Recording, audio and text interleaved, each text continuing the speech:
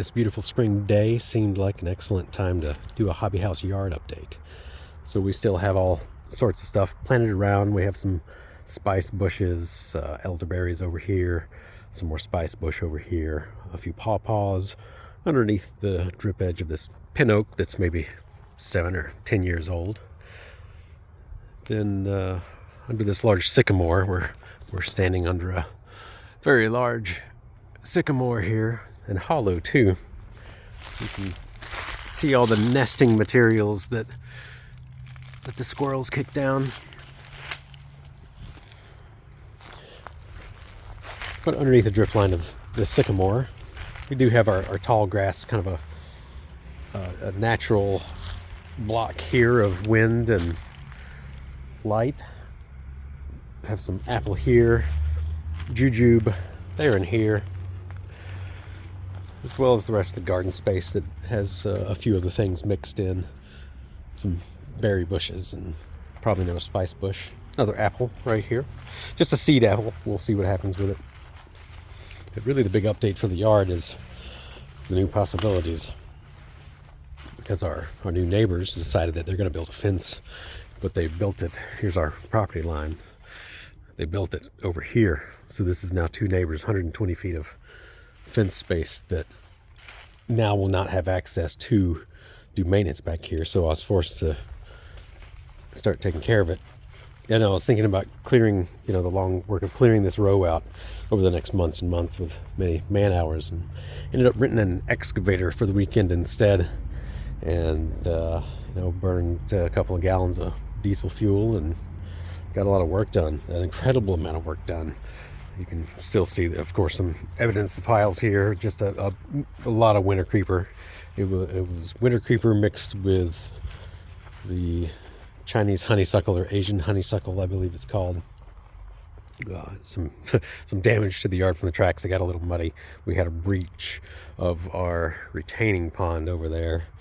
But this old pile that I had of leftover kind of small rock and everything, I ended up pushing into a walkway across the yard from the house to the crawling course, and I rearranged the crawling course. It used to be a straight line like this, and while I had the excavator here, kind of rocked in more silty stuff for our walking path, and then here's our crawling course, and a lot of it is kind of new. It got torn up. I don't know the sections anymore. I'll have to stack some rocks, so it just kind of snakes around, and there's access really close to, and walking into the piles will clean up these rocks so that it's much easier to walk around, specifically for our cameramen when we're doing the Holmes Hobbies channel stuff. So yeah, I just completely rearranged the majority of this. On the backside, tore out. There was just vines. All of it was just vines and fence line and tangled up mess. Y'all have seen in previous videos on the Holmes Hobbies channel, if you watch over there, what it's looked like over the years. And all this pretty much undisturbed. We still have our little retaining pond right here.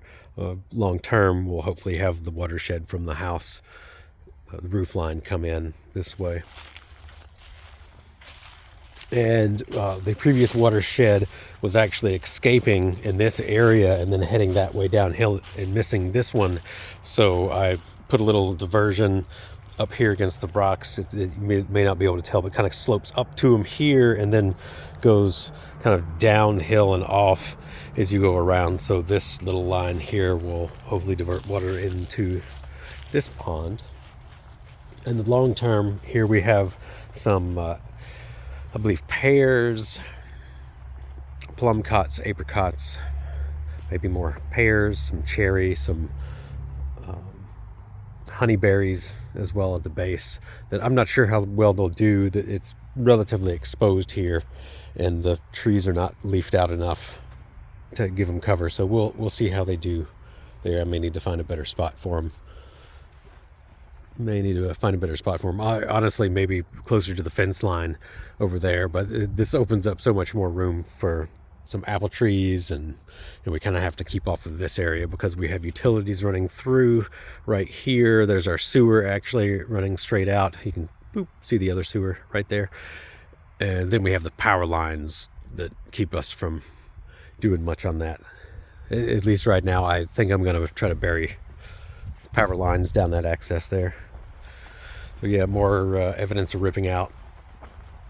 Haven't gotten to disposing of that yet. And this was, I guess it had been used as a pile for other people. So I guess I'll just have to block a fence off and call it good. We'll keep access, keep a door there or something, because there is utilities. This is a corridor for utility access that runs all the way down all the properties. So we'll keep that access. But right there where it gets choked off, yeah. Now this here on this direction, sorry for reversing direction so much. This is a deer highway, and I'm not sure if we can see. Yeah, you can probably see the well. They just come from down there. They just come right down and through. Oh yeah, the beaten path. So I'll probably try to establish some things that deer like to eat: crab apples, some other pear-like fruits or plum-like fruits, or persimmons. Actually, persimmons are local, and maybe I'll just do a hedgerow down that way. We'll see. But this will be fenced off long term. Right now I have it opened up. And that'll be fenced off long term. We have one more pile of things, my overflow pile. And I'm hoping, since this will be fenced off, we can keep deer pressure off, and this will be our nursery, establishing a spot here where I can start planting some trees. I believe I should have room for one more line of trees, maybe some fruit trees, apple sort of trees, along with their own little micro partners down at their feet. So yeah, there's a lot of progress going on, a lot of possibilities. So there we go. That's the yard. We'll see you in the future.